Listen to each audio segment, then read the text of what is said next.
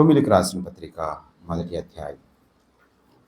రోమిలికి రాసిన పత్రిక మొదటి అధ్యాయం 17వ వచనాన్ని మరలా చదువుతున్నాను చూడండి. రోమిలికి రాసిన పత్రిక మొదటి అధ్యాయం వచనం 17. ఎందుకనగా నీతిమంతుడు విశ్వాస మూలముగా జీవించునని వ్రాయబడిన ప్రకారం. నీతిమంతుడు విశ్వాస మూలముగా జీవించునని వ్రాయబడిన ప్రకారం. దేవుడు తన మాటలు దీవించి మనకు అందించినట్లు నేను కూడా చిన్న మాట ప్రార్థన చేస్తాను. జీవాధిపతి, జీవం కలిగిన దేవుని స్తోత్రాలు. నీతిమంతుడు విశ్వాస మూలంగా జీవించునని ఇప్పటి వరకు మీరు మాతో మాట్లాడిన మాటలకే మిమ్మల్ని అందిస్తున్నాం ప్రభావ. మొదటి వర్తమానంలో మేము దేని మీద విశ్వాసం, వేటి మీద మేము విశ్వాసం ఉంచాలో సూటిగా మాతో మాట్లాడారు. మీ వాగ్దానాలు, మీ శక్తి, మీ మనస్సును మేము అర్థం చేసుకొని వాటి మీద విశ్వాసంతో మేము ముందుకు కొనసాగడానికి మాకు నేర్పించండి ప్రభా. మరి కొద్ది సమయం మీ సన్నిధిలో గడపడానికి మేము ఇష్టపడుతున్నాం. మరేవలే మీ పాదాల దగ్గర మేమున్నాం. మీరు మాకు సిద్ధపరిచిన వర్తమానాన్ని మీరే మాకు అందించండి. మీరే మాతో సూటిగా మాట్లాడినా. నిలవబడిన మీ దాసుడు బలహీనుడు, శక్తి లేనివాడు. మీ దాసుని నోట మీ మాటలు ఎంచి పలికించండి. నా మాటలు మీరెవరికి ప్రయోజనం కలిగించో ప్రభా. మీరు మాట్లాడితేనే మా అందరికీ ప్రయోజనం. మీ స్వరాన్ని మాకు వినిపింపచేయమని మాతో మాట్లాడుతున్న యేసుక్రీస్తు యొక్క అమూల్యమైన నామములో స్తుతించి ప్రార్థన చేసి వాక్యాన్ని ధ్యానం చేస్తున్నాము తండ్రి. ఆమేన్. ప్రభునందు పిల్లరా, మనం నీతిమంతుడు విశ్వాస మూలముగా జీవించును అనే మూలవచనాన్ని మనం చదువుకొని మొదటి వర్తమానంగా వేటి మీద మనం విశ్వాసం ఉంచాలో మనం గమనించాం. వేటి మీద మనం విశ్వాసం ఉంచాలి, విశ్వాసం మూలంగా బ్రతకాలి అంటే వేట వాటి మీద మనం ఏం చేయాలి? విశ్వాసం ఉంచాలి. ఆ క్రమంలో దేవుని వాగ్దానం మీద, దేవుని శక్తి మీద, దేవుని మనస్సు మీద మనం విశ్వాసం ఉంచుతాం. అయితే ఈ సెషన్లో అసలుకి విశ్వాసం మూలంగా బ్రతకాలని చెప్పావు కదా, అసలు విశ్వాసం మనల్ని ఎలా బ్రతికించింది? ఇది చాలా ఇంపార్టెంట్.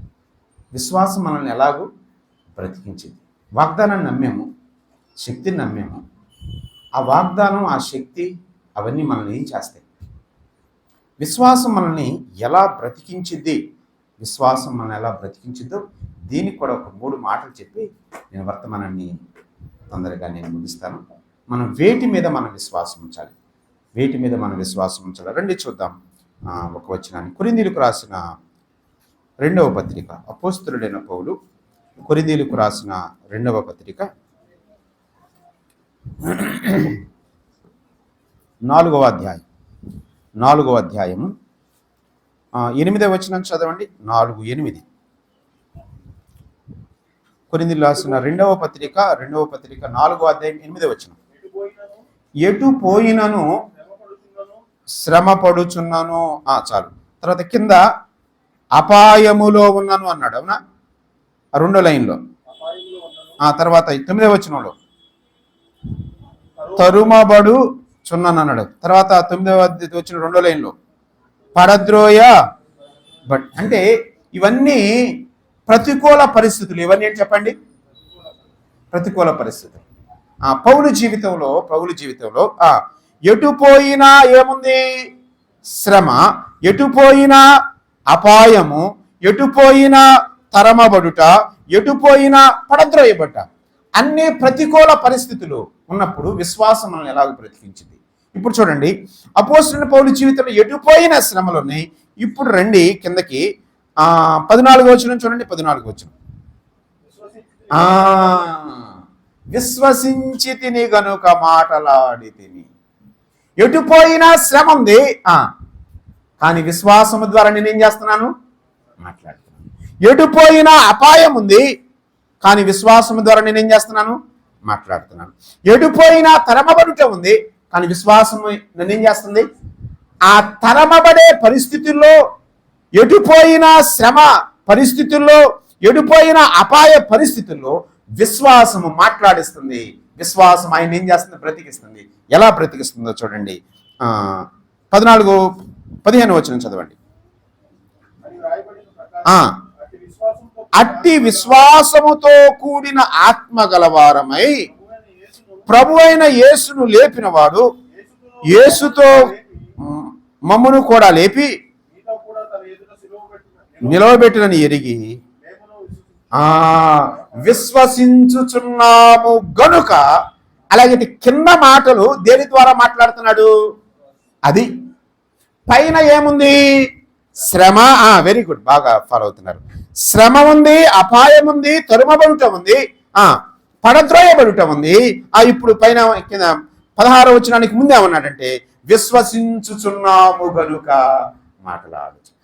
శ్రమలో విశ్వాసం మాట్లాడుతుంది, అపాయంలో విశ్వాసం మాట్లాడుతూ ఉంది, తరుమబడుతున్నప్పుడు విశ్వాసం మాట్లాడుతుంది.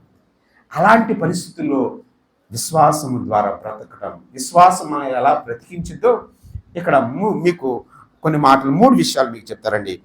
16వ వచనం. చిన్నది. కావున అంటే ఏం? కావున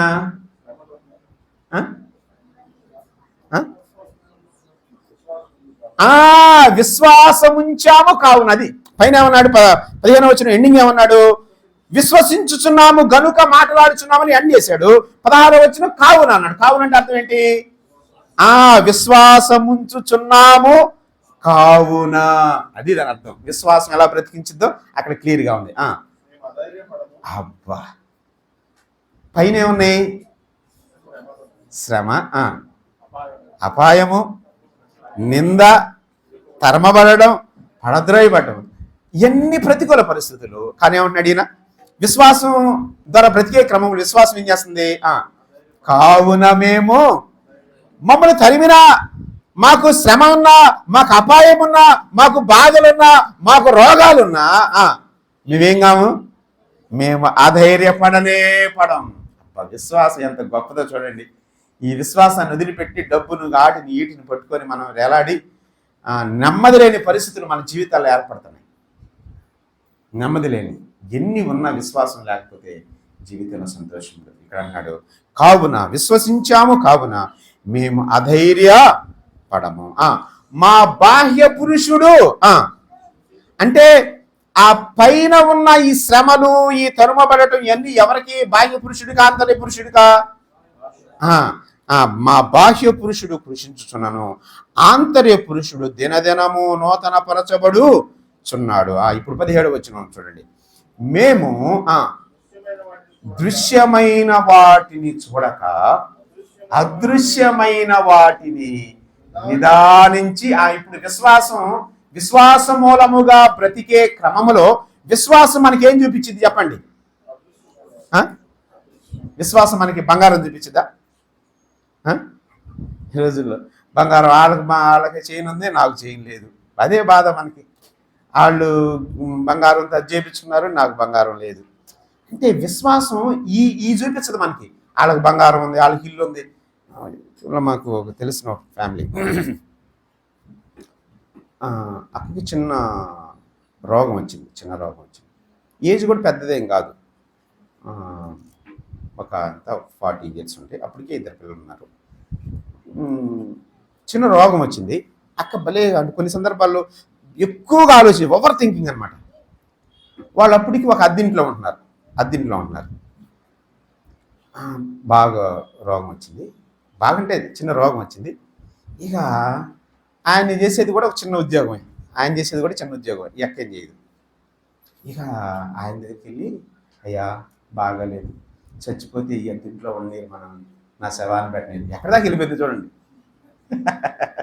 ఇది చిన్న రోగం వచ్చి జరిగింది కథ కాదు ఇది.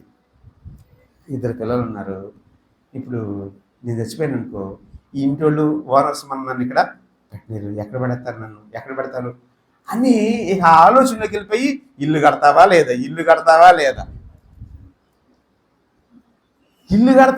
అంటే ఇక రోజు అదే గొడవ. ఏమో నేను చచ్చిపోతానేమో, ఓ తల్లి పెద్ద రోగం కూడా కాదు అంటే మన మనసులో ఇలా ఉంటాయి అనమాట. ఇక విచిత్రం ఏంటంటే డబ్బులు, అప్పు, చిన్న ఉద్యోగం, అప్పులు, వడ్డీలకి 5 రూపాయల వడ్డీ, 10 రూపాయల వడ్డీలకి తీసుకొచ్చి ఇల్లు కట్టారు. బాధ ఏంటంటే ఇప్పటికీ అప్పుదే బతికే ఉంది. ఇది ఇప్పటికీ అప్పుదేరలా. చూడండి కొన్ని సందర్భాల్లో అవిశ్వాసం మనల్ని ఏం చూపిస్తూ ఉంటుంది? కనబడే వాటినే చూపించింది, కనబడిన వాటిని ఏం చేయదు, చూపించదు. విశ్వాసం చేసే పని ఏమన్నాడా పౌలు? ఏమన్నాడు? విశ్వాసం ఏం చూపించింది? అదృశ్యమైన వాటిని చూపించింది, కనబడే వాటిని చూపించదు. అబ్బా వాళ్ళకి బిల్డింగ్ ఉంది, నాకు లేదనిపించదు. వాళ్ళకి 10 అంతస్తులు బిల్డింగ్ ఉంటే పరలోకంలో ఎంతకంటే మంచి ఇల్లు ఉందని విశ్వాసం. నీకు ఇల్లు లేకపోయినా, స్థలం లేకపోయినా, స్థలం లేదా పారి, స్థలం లేకపోతే ఏమైంది నాకు పరలోకంలో. అందుకే అన్నాడు కదా యోహాను సువార్త 14:1, మీ హృదయములను కలవరపడనీయకండి, జడియబాకండి, నా తండ్రి ఇంట అనేక నివాసం. బాధపడబాకండి, ఇల్లు లేవని, వాకిళ్ళు లేవని, స్థలాలు లేవని.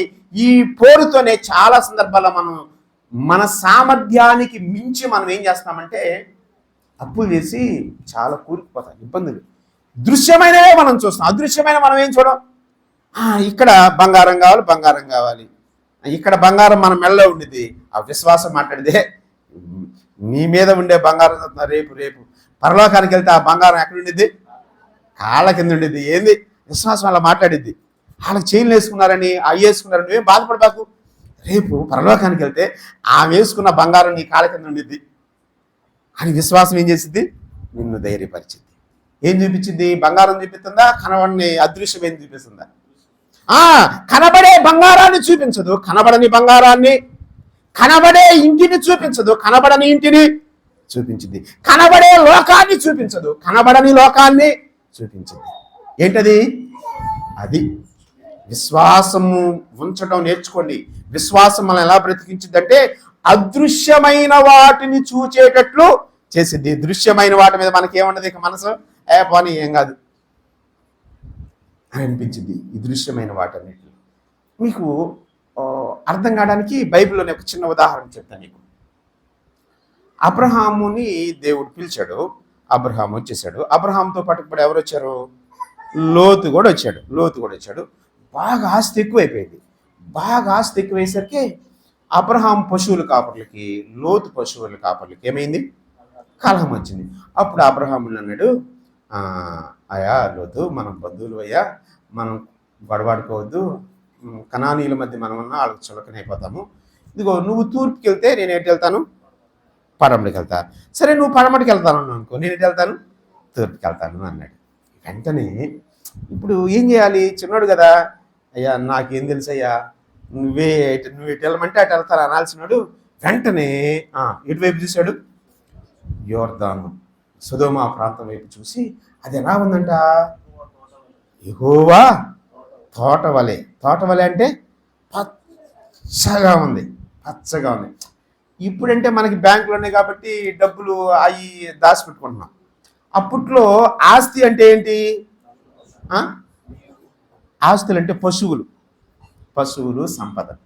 పశువులే, బ్యాంకులో బ్యాలెన్స్లో ఏమి లేవు అప్పట్లో. పశువులు బాగా ఉంటే ఆస్తి బాగా ఉన్నట్టు. మరి పశువులు బాగా ఉండాలంటే ఏం కావాలి? నీరు, ఇంకా గడ్డి ఉండాలి. ఏముండాలి? గడ్డున్న ప్రాంతం ఎంచుకుంటే పశువులు ఏమవుతాయి? లోతు అట్ట ఆలోచన చేశాడు.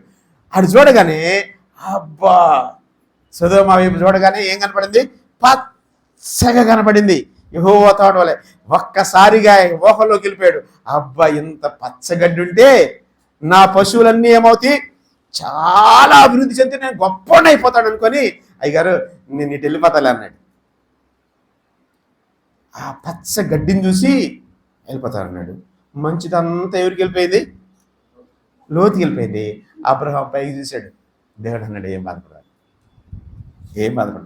నేను గొప్ప జనంగా చేస్తానని చెప్పాయి కదా, నువ్వేం బాధపడబాకు, నా కృప నీకుంది చాలు, నువ్వేం బాధపడబాకు, నేను కృప కలిగిందేవాడిని, నువ్వేమో అబ్రహాం లోతుకి వెళ్ళిపోయింది, నువ్వు బాధపడబాకు అని చెప్పేసి మొత్తం చుట్టూరు చూపించాడు. ఇప్పుడు నేను ఒక చిన్న ప్రశ్న ఇస్తాను. గడ్డి కనపడిద్దా, కృప కనపడిద్దా? ఏం కనపడిద్ది? గడ్డి కనపడిద్దా, కృప కనపడిద్దా? లోతు ఏం చూశాడు? అబ్రహాం ఏం చూశాడు?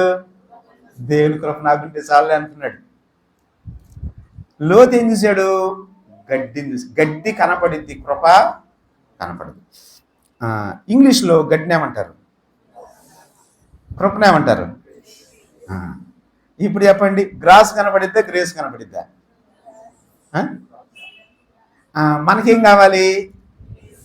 అమ్మ, అబద్ధాలు ఆడబాకండి. మనకేం కావాలి? ఆ? మనకేం కావాలంటే ఆ గడ్డే కావాలి. ఏం కావాలి? ఆ గడ్డే కావాలి, ఆ గడ్డే కావాలి.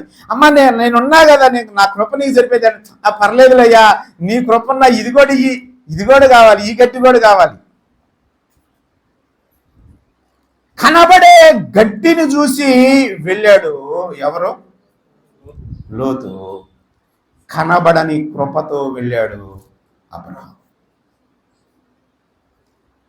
విచిత్రం ఏంటంటే ఇప్పుడు సొదొమలో ఏం లేదు. ఇప్పుడు సొదొమలో ఏం లేదు. మీరు యూట్యూబ్లో పెట్టండి, సొదొమలో ఏం లేదు ఇప్పుడు. ఆ గడ్డి ఇప్పుడు లేదు, ఎప్పుడో అనుకొని వెళ్తే అప్పుడు నుండి ఇప్పుడు దాకా అక్కడ ఏం లేదు. ఆకాశం నుండి దేవుడు ఏం చేశాడు? సొదొమ మీదకి అగ్ని గంధకాలు కురిపిస్తే ఎప్పటికీ గడ్డి మలలో దేవుడు బుద్ధి చెప్పడానికి ఆ పని చేశాడు. మనకి, వాళ్ళకి కాదు, మనకి. అబ్బాయి, గడ్డిని చూసుకొని వెళ్ళాడు, ఇప్పుడు అక్కడ ఏం లేదు. గడ్డిని చూసుకొని వెళ్తే ఇప్పటికీ అక్కడ గడ్డి లేదు. కృప కోసం కృపను కనిపెట్టుకొని వెళ్తే అబ్రహాము సంతానం మీద ఇప్పటికేముంది? అబ్బా చూడండి, ఏది గొప్పది? గడ్డి గొప్పదా, కృప గొప్పదా? గడ్డిని చూసుకొని వెళ్తే అక్కడ గడ్డి లేదు, గడ్డి లేదు. ఒకవేళ లోతు ఒక తరం తిన్నారేమో గడ్డి, తర్వాత ఏం లేదు. ఒక తరం తర్వాత గడ్డి లేదు. కానీ కృప, అబ్రహాముకి కృప ఎంతకాలం ఉంది? ఎప్పటికీ అబ్రహాము మీద కృప. ఇప్పుడు ప్రపంచంలో ఎక్కువ జనాభా క్రిస్టియన్స్. వీళ్ళు ఏమంటారు? మా దేవుడు ఎవరు? మా తండ్రి ఎవరు? మా తండ్రి ఎవరు అంటాం? విశ్వాసుల తండ్రి అబ్రహాం. ముస్లిమ్స్ కూడా ఎక్కువ ప్రపంచంలో. వాళ్ళు ఏమంటారు? మా తండ్రి ఇబ్రాహీం అంటారు. అబ్బాబ్బాబ్బా, చూడండి, అబ్రహాము సంతానానికి నేటికి ఏమేమి నిలిచి ఉంది? ఏమి నిలిచి ఉంది? మనం మన పిల్లలకి గడ్డి సంపాదించడానికి ప్రయత్నం చేస్తాం. ఏం సంపాదించడానికి? నేను చావభయం ఉంది, ఇద్దరు ఉంటే ఇద్దరికి 2 ఇల్లు కట్టి పెట్టాలి, ఇద్దరికి 2 కార్లు కొని పెట్టాలి, అదంతా గడ్డే. అర్థమైందా? కానీ ఏం సంపాదించి పెట్టాం? దేవుని కృప, దేవుని కృప. అమ్మ, మన బిడ్డలకి దేవుని కృప సంపాదించి పెట్టండి. గడ్డి కాలిపోయింది. గడ్డి ఏమైపోయింది? కాలిపోయింది. ఆ సొదొమ గుమ్మరాలో ఉన్న గడ్డి, కనబడే గడ్డి కాలిపోయింది. కనబడని కృప నేటికి నిలచి ఉంది. మనకి, మన సంతానానికి కావాల్సింది ఏంటి తెలుసా? దేవుని కృప. గడ్డి కాదు. ఈరోజు ఉంటుంది, రేపు కాలిపోయింది. అది కాలిపోయింది. వాటి మీద మనసు ఉంచద్దు. ఇప్పుడు చెప్పండి, విశ్వాసము ఏం చేసిద్దంట? అదృశ్యమైన వాటిని. విశ్వాసం ఏం చేసింది? అదృశ్యమైన వాటిని చూచింది. దృశ్యమైన వాటి మీద విశ్వాసానికి ఏమి ఉండదో పని ఉండదు. అర్థమైందా? అందుకే కొలసీలకు రాసిన పత్రిక 3వ అధ్యాయం 1వ వచనం చూడండి. కొలసీలకు రాసిన పత్రిక 3వ అధ్యాయం 1వ వచనం.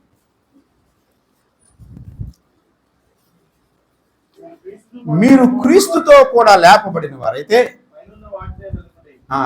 ఏం వెతకాలి? పైనున్న వాటినే వెతకండి.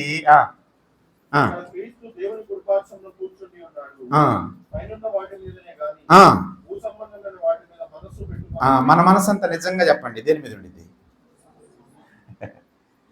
ఏం తిన్నాం, ఏం తాగుదాం, ఏం ధరిద్దాం, వీటి మీదే మన మనసు. భూ సంబంధమైన వాటి మీదే మన మనసు ఉండింది.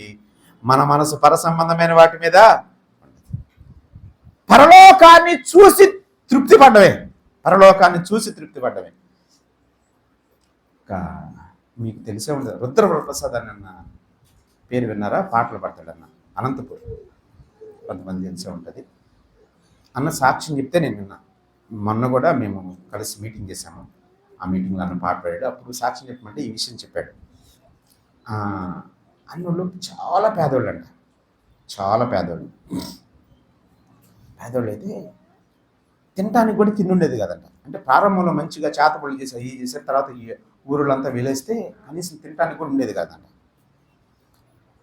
అన్నం తింటే మధ్యాహ్నం బాక్స్ పెట్టుకోవడానికి ఏమీ ఉండేది కదంట. కానీ వెళ్తా బాక్సు బాక్సు పక్కన నీళ్ళ బాటిలు, క్యారేజ్ మా సంచి అవన్నీ తీసుకొని స్కూల్కి వెళ్ళిపోయా, కాలేజీకి వెళ్ళేవాడంట. వెళ్ళిన తర్వాత లంచ్ టైంలో అందరూ ఒకవైపుకి వెళ్తుంటే ఈయన ఇంకో వైపుకి వెళ్ళేవాడంట, చెట్టు కింద, దూరంగా చెట్టు కింద. అందరూ అనుకునేవాళ్ళంట ఏదో మోసం ఏదో తెచ్చుకున్నాడు వీడు, మన దగ్గరికి రాకుండా దూరంగా వెళ్ళాడని వాళ్ళు అనుకునేవాళ్ళంట. ఇక ఆ చెట్టు కిందకి వెళ్ళి ఆ బాక్స్ ఓపెన్ చేసి వాళ్ళు బాక్స్లో వేసుకుని తింటూ ఉంటారు. ఈ అన్న కూడా బాక్స్ ఓపెన్ చేసి తీసుకొని పెట్టుకొని చేయబెట్టి లోపలికి తినేవాడంట. తిని బాటిల్లో వాటర్ మంచిగా తాగి ఇక నవ్వుకుంటూ వచ్చాడంట. ఎరా మాంసం వేసామంటే తిన్నాను అని వచ్చాడంట. అది చెప్తే నాకు చాలా బాధ అనిపించింది. ఎందుకంటే చూడండి, ఏమీ లేకపోయినా కూడా విశ్వాసం ఏం చేసింది? సంతృప్తిని కలిగించింది. ఏం తిన్నాడు? చికెన్ తిన్నాడా? మటన్ తిన్నాడా? ఏం తినలా, కానీ ఏమిచ్చింది ముఖంలో? మన కొన్ని సందర్భాల్లో మన కుటుంబాల్లో సంతృప్తి ఉండదు. ఏందో ఈ కొంపలో ఏముండదు. మనమే కొన్ని సందర్భాల్లో ఏందో ఈ కొంపలో ఏముండదు, కనీసం ఈ పండుగ రోజు అది లేదు ఇది లేదు, ఎప్పుడు అసంతృప్తిగానే మనం జీవిస్తాం. ఈ అసంతృప్తిగా జీవించే వాళ్ళు జీవితాంతం అంతే ఉంటారు. ఇక వాళ్ళకి సంతృప్తి అంటూ ఉండదు. ఎన్ని తెచ్చినా సంతృప్తి ఉండదు. కానీ వాళ్ళకు కూడా సంతృప్తి ఎప్పుడు కలిగింది అంటే విశ్వాసం ద్వారా కలిగింది. అర్థమైందా? విశ్వాసం జీవితంలో చాలా సంతృప్తినిచ్చింది. అదేం చేసిందంటే అదృశ్యమైన వాటిని చూపించింది. దృశ్యమైన వాటి మీద మనసు, అదృశ్యమైన వాటి మీద మనం మనసు ఉంచుతాం. తర్వాత చూద్దామండి. ఒకటి, విశ్వాసం మనం బ్రతికించే క్రమంలో అదృశ్యమైన వాటిని చూపించింది. తర్వాత రండి 16వ వచనం, 4వ అధ్యాయం కొరింథీయులకు రాసిన 2వ పత్రిక 4వ అధ్యాయం 17వ వచనం చూడండి. మేము దృశ్యమైన వాటిని చూడక అదృశ్యమైన వాటిని నిదానించి చూచున్నాము గనుక, ఈ మాట గుర్తుపెట్టుకుని, ఈ మాట 18వ వచనం, క్షణమాత్రముండు మా చులకని శ్రమ. ఇప్పుడు పైన మీకు ఏమన్నాడు? ఎటుపోయినా శ్రమ, ఎటుపోయినా అపాయం, ఎటుపోయినా తరంవాడు, ఎటుపోయినా పడతాడు. అంటే శ్రమ ఎక్కువగా ఉందా తక్కువగా ఉందా? కానీ ఇప్పుడు విశ్వాసం విశ్వసించి తిని గనుక మాట్లాడి తిని. ఏమన్నాడు? విశ్వాసం ఎలా మాట్లాడిస్తుంది? అరే క్షణమాత్రముండు, శ్రమ ఎక్కువే, కానీ విశ్వసించి తిని కనుక మాట్లాడి తిని. విశ్వాసం మాట్లాడిస్తుంది ఏమని? ఇదంతా క్షణమాత్రం ఉండేది, ఎంత ఇది చులకని శ్రమ. అంటే రెండోది, విశ్వాసం ఏం చేసిద్దంటే పెద్ద కష్టాన్ని ఏం చేసిద్ది? చెప్పండి, విన్నారా? ఆకలి అవుతుంది కదా. విశ్వాసం ఏం చేసింది? పెద్ద కష్టాన్ని ఏం చేసింది? చిన్నగా చూపించింది. అర్థమైందా? ఇంకా మీకు అర్థం కావాలంటే 10th క్లాస్లో కాన్కేవ్ కాన్వెక్స్ మిర్రర్స్ అని ఉంటాయి ఫిజిక్స్లో. పుటాకార కటకం, కుంభాకార కటకం, అవునా? కుంభాకార కటకం ఏం చేసింది అంటే చిన్న వస్తువుల్ని పెద్దగా చేసి చూపించింది కుంభాకార కటకం, ఓకేనా? అదే పుటాకార కటకం ఏం చేసిందంటే పెద్ద వస్తువుల్ని చిన్నగా చేసి చూపించింది. ఇప్పుడు విశ్వాసమే అది. విశ్వాసము ఎలాంటిదంటే పుటాకార కటకం లాంటిది. పెద్ద కష్టాన్ని ఏం చేసింది? చిన్న కష్టంలా చేసి చూపించేసింది అనమాట. నాకు ఇంజక్షన్ అంటే చాలా భయం, దూరంగా వెళ్ళిపోతా ఉంటా. ఒకసారి ఇంజక్షన్ చేయించుకోవాల్సి వచ్చింది. ఆయన సార్ ప్లీజ్ సార్, నాకు భయం సార్ అంటే, ట్యాబ్లెట్లు ఇవ్వండి సార్, భయం సార్ అంటే, కాదు చేయాలి అంటున్నాడు. సార్ నాకు చాలా భయం సార్ అంటే, చూడు నీకు నొప్పి పుడితే నేను ఆపేసేస్తాను, జస్ట్ ఇంత నొప్పి, కొంచెం నొప్పి అన్నాడు. అప్పుడు దాకా వెనకపోయినాడు కాస్త. ఆయన చిన్న నొప్పి అన్నాడు కదా, చెయ్యిచ్చా, కానీ గట్టిగానే పొడిచాడు. అంటే చూడండి, ఆ గట్టి దాన్ని ఓర్చుకోవడానికి ఆయన నాకేం చెప్పాడు? అర్థమైందా? విశ్వాసం కూడా అట్లా మాట్లాడింది మనతో. అర్థమైందా? విశ్వాసం కూడా అంతే చేసింది. పెద్ద కష్టాన్ని ఎలా చూపించింది మనకి? కొంతమంది ఉంటారు ఎంత కష్టం ఇబ్బంది వచ్చినా తొడకుండా ఉంటారు. కొంతమంది ఉంటారు చిన్న కష్టానికి వామ్మో అయిపోయాము, ఇంకేముంది వాళ్ళని పిలవండి, వీళ్ళని పిలవండి, వాళ్ళకి ఫోన్ చేయండి, వీళ్ళకి ఫోన్ చేయండి. ఇదే చిన్న కష్టానికి. అది అవిశ్వాసం. విశ్వాసం ఏం చేసింది తెలుసా? ఎంత కష్టమైనా ఏం కదా బెలవాడు, ఏమైంది అని పెద్ద కష్టాన్ని ఏం చేసి చెప్పండి, చిన్న కష్టంగా, చిన్న ఏం కాదు, ఏం కాదు, నీకేం కాదు. కొంతమంది డాక్టర్లు ఉంటారు పెద్దదాన్ని కూడా ఎలా చెప్తారంటే ఏం కాదు బెలవాడు, ఏమైంది దీనికి అంటారు. నిజంగా వాళ్ళు 4 రోజులు పోయేవాళ్ళు కూడా అదే చెప్తారు. వాళ్ళు ఏం కాదని చెప్తారు, అంటే బతుకుతారు, 4 రోజులనే బతుకుతారు వాళ్ళు. అర్థమైందా? ఒకసారి ఊరకనే మెడికల్ క్యాంప్ పెట్టారు. జరిగింది మా ఊర్లో. మెడికల్ క్యాంప్ పెడితే ఇక వెళ్ళారు, పల్లెటూరు కదా, అందరు చాలామంది వెళ్ళారు. చాలా ఆరోగ్యంగా ఉంటుంది ఆమె. ఇక డాక్టర్లు చూసిన తర్వాత అమ్మ అంత బాగానే ఉంది కానీ నీకు కొద్దిగా గుండె వీక్గా ఉంది అన్నాడు. అంతే, వారం రోజులు చచ్చిపోయింది.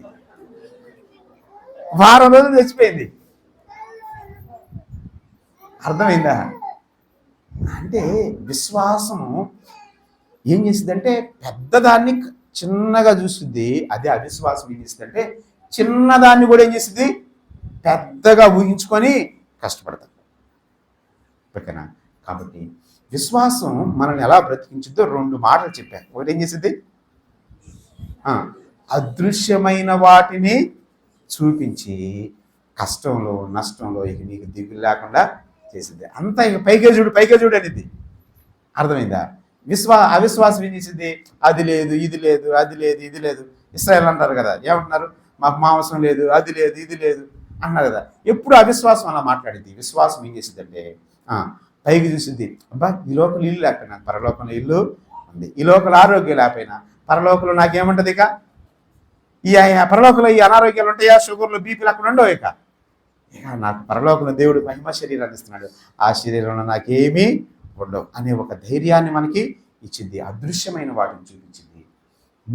రెండవది విశ్వాసం ఏం చేసింది, పెద్ద శ్రమని ఎలా చూపించింది, చిన్నగా చూపించింది. పెద్ద కష్టాన్ని చిన్న కష్టంగా చూపిస్తే మనకేమైపోయింది, ఇక ఈ లోకంలో విశ్వాసం ద్వారా బ్రతకటం మనం ఏం చేస్తాము, నేర్చుకుంటాము. మూడవది చెప్పి నేను ముగిస్తాను. చూడండి, మూడవది చెప్పే ముందు మీకు విషయాన్ని చెప్తాను, తర్వాత మీకు ఆ 3వ పాయింట్ మీరే చెప్తారు, విషయాన్ని చెప్తారు. ఇప్పుడు అబ్రహాము నీ 12వ అధ్యాయంలో దేవుడు ఏం చేశాడంటే, నువ్వు నీ దేశం నుండి, నీ తండ్రి ఇంటి నుండి, నీ బంధువుల దగ్గర నుండి లేచి రమ్మన్నాడు. 12వ అధ్యాయం 1వ వచనంలో అబ్రహాం ఏం చేశాడంటే లేచి బయలుదేరి వెళ్ళిపోతున్నాడు, అన్ని సర్దుకొని వెళ్తున్నాడు. ఇప్పుడు జనరల్గా మనం అన్ని సర్దుకొని వెళ్తున్నాం అనుకో చూసేవాళ్ళు మనల్ని ఏమంటారు, ఎదురొచ్చిన వాళ్ళు అంటారా, ఎక్కడికి వెళ్తాం అంటారు కదా. ఎక్కడికి వెళ్తాం అన్నప్పుడు అబ్రహాం కూడా అడుగుంటారా, అబ్రహాము సారా వీళ్ళందరూ బయలుదేరి వెళ్తున్నారు కదా. వెళ్తున్నప్పుడు అబ్రహాం ఏంది ఎక్కడికి వెళ్తారు అంటే అబ్రహాం ఏం చెప్పుంటాడు చెప్పండి,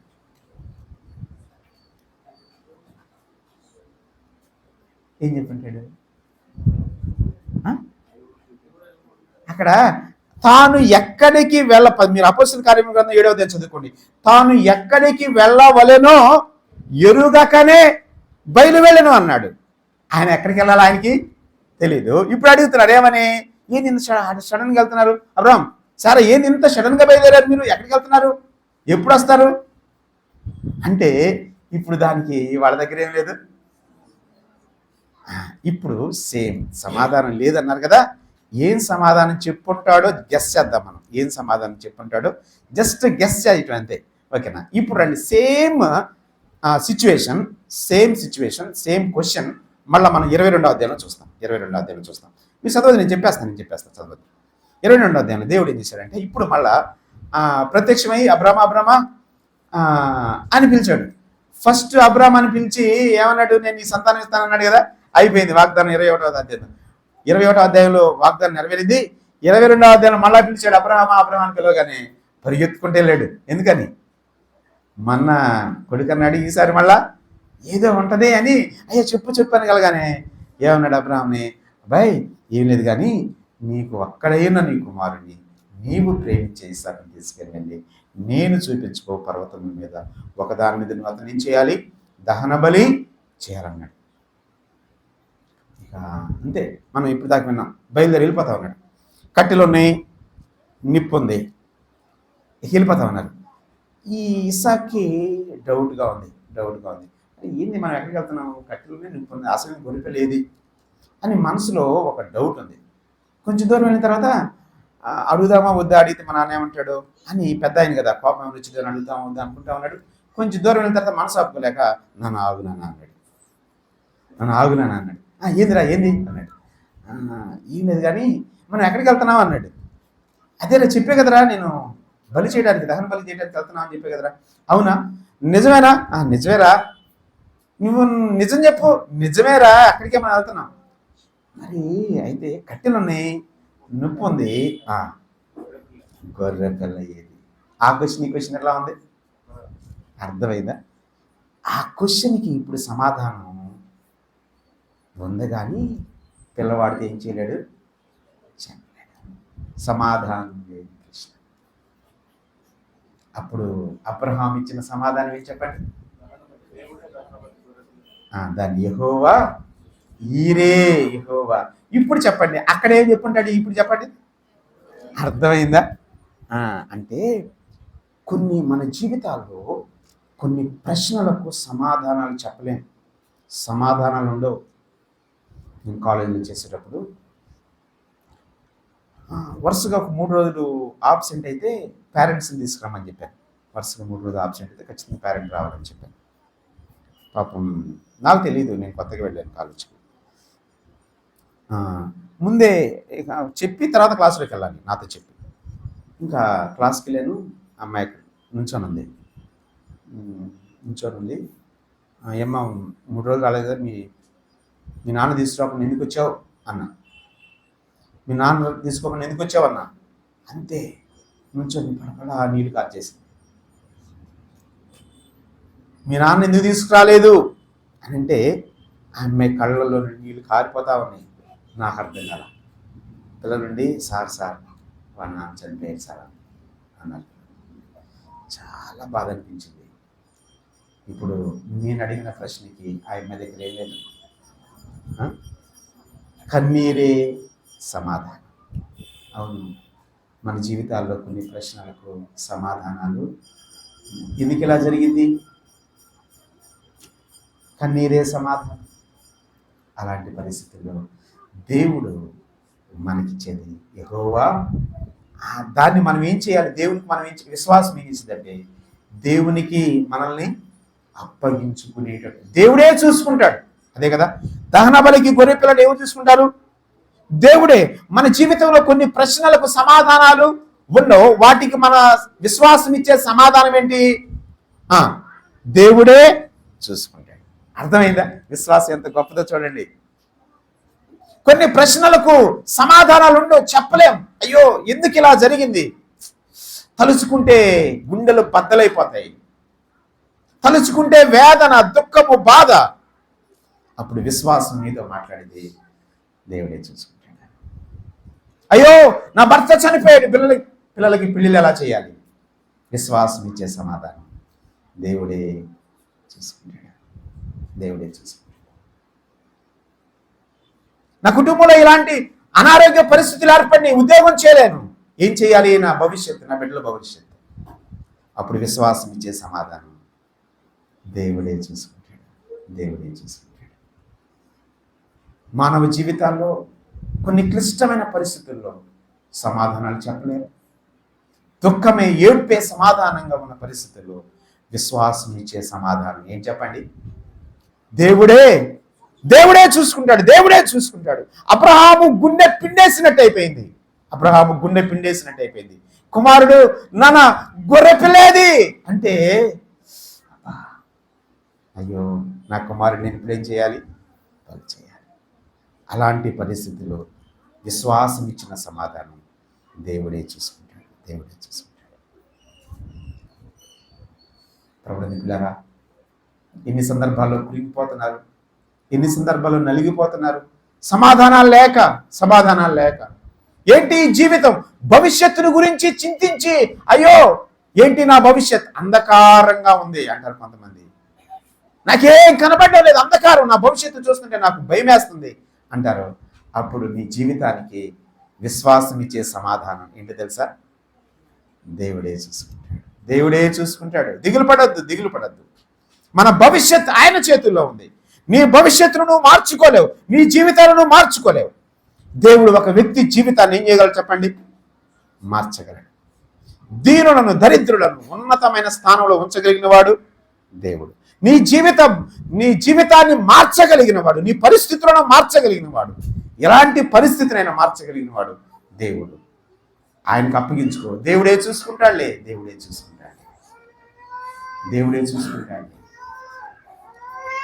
రూతు మోయాబును వదిలిపెట్టి వెళ్ళేటప్పుడు ఎలా వెళ్ళింది? రూతు మోయాబుని వదిలిపెట్టి వెళ్తున్నాడు. మోయాబులో రూతుకి ఏ భర్తను కోల్పోయింది.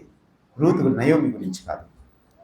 వెళ్ళేటప్పుడు నయోమి అంటుంది, అమ్మ ఎందుకు కుమార్తెలారా నాతో ఎందుకు వస్తున్నారు?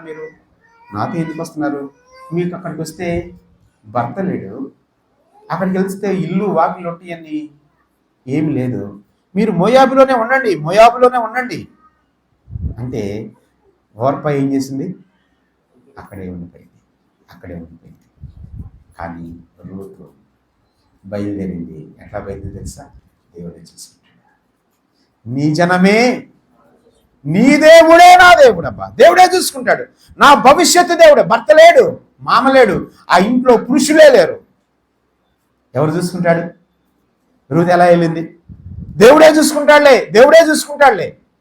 మరి చూసుకోలేదా దేవుడు చూసుకోలేదా? తల్లి బాబు, నేను దేవుడు చూసుకోడా? మనుషులు మనల్ని విడిచి వెళ్ళినా, మన జీవితాల్లో కష్టమైన పరిస్థితులు ఏర్పడినా దేవుడు చూసుకుంటాడు. దేవునికి అప్పగించుకో. దేవుడిని భవిష్యత్తును చక్కగా తీర్చిదిద్దుతాడు. రూతుని దేవుడు ఎంతగా చూసుకున్నాడంటే, రూతు ఎంత గొప్పగా, ఎంత ఖ్యాతి కలిగినది. ఓర్ప అనుకుంది నన్ను మా అన్నలు చూసుకుంటారులే అని వెళ్ళింది, నన్ను మా నాన్న చూసుకుంటారులే అని వెళ్ళిపోయింది, నన్ను మా నాన్న చూసుకుంటాడులే, మా అన్నలు చూసుకుంటారులే అని వెళ్ళింది. ఇక రూతు జీవితం మనకి ఏమైందో కూడా మనకి తెలియదు. కానీ దేవుడు చూసుకుంటాడులే నన్ను అనుకొని వెళ్ళింది రూతు. ఎంతగా ఆశీర్వదించబడింది. యేసుక్రీస్తు వంశావళిలోకి రూతు వచ్చేసింది. ఎంత ఆశీర్వాదం! దేవుడికి అప్పగించుకోండి. దేవుడు చూసుకుంటాడని దేవుడికి అప్పగించండి. దేవుడు మీ జీవితాన్ని మంచిగా తీర్చిదిద్దుతాడు. కొన్ని చెప్పాను కదా, కొన్ని పరిస్థితులు మనకేమీ దొరకదు. దిక్కు తోచని పరిస్థితులు చేసే పని ఏంటంటే ఏదో ఒకటి చచ్చిపోతారు. అప్పుడు అనుకోండి, ఎలాంటి పరిస్థితుల్లో దేవుడు చూసుకుంటాడు. రెండో వర్తమానం ఏం విన్నాను చెప్పండి? మొదటి వర్తమానం ఏం విన్నాము? Very good. విశ్వాసం ద్వారా బ్రతికే క్రమంలో వేటి మీద మనం విశ్వాసం ఉంచాలి? వేటి మీద? వాగ్దానం మీద, దేవుని శక్తి మీద. వెరీ గుడ్, బాగా విన్నారు. రెండో వర్తమానం అసలు విశ్వాసం మనల్ని ఎలా బ్రతికించిద్దో మనం అన్నాం. రెండో వర్తమానం ఏంటి? విశ్వాసం మనల్ని ఎలా బ్రతికించిద్ది? 3 మాటలు చెప్పి దాన్ని కూడా. ఒకటి, అదృశ్యమైన వాటిని చూపించింది. దృశ్యమైన వాటి మీద చూపించకుండా అదృశ్యమైన వాటిని చూపించి బ్రతికించింది. రెండవది, పెద్ద సమస్యను చిన్నగా చేసి చూపించి బ్రతికించింది. మూడవది, దేవుడు చూసుకుంటాడులని దేవునికి ఏం చేసింది? సమాధానం లేని ప్రశ్నలకు దేవుడిచ్చే సమాధానం. యెహోవా ఈరే, దేవుడే చూసుకుంటాడు. దిగులు పడబాకండి, విచారపడబాకండి. మీ గురించి కానీ, మీ అనారోగ్య పరిస్థితుల గురించి కానీ, మీ బిడ్డల గురించి కానీ, మీ భవిష్యత్తు గురించి కానీ దిగులు పడద్దు. ఎవరు చూసుకుంటారు? దేవుడే చూసుకుంటాడు. దేవుడు చూసుకున్న రూతు జీవితం ఆశీర్వదించబడింది. మీ జీవితాన్ని కూడా అలాగా ఆశీర్వదిస్తాడు. దేవునికి మనం అప్పగించుకొని విశ్వాసం మూలంగా బ్రతకడం నేర్చుకుందాం. అట్టి కృప దేవుడు మనకు అనుగ్రహించును గాక. జీవాధిపతి, జీవం కలిగిన దేవుని స్తోత్రాలు. వినబడిన మాటలు మా కొరకు దీవించమని, విశ్వాసం ద్వారా బ్రతకడం మాకు నేర్పించమని, మాతో మాట్లాడిన యేసుక్రీస్తు యొక్క అమూల్యమైన నామములో స్తుతించి ప్రార్థన చేస్తున్నాం తండ్రి. ఆమేన్.